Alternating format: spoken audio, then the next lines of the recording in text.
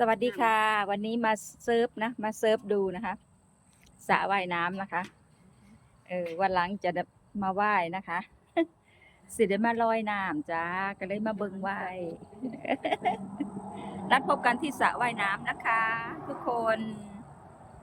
น้ำใสๆนะคะสระสวยๆสะอาดๆนะคะ เห็นไหมคะหมายกับยังมาด้วย โอ้สุดยอดสุดยอดโอ้ยลงทุกวันใช่ไหมนี่ ใช่แล้ว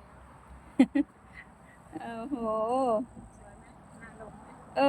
น้ำใสๆเนาะ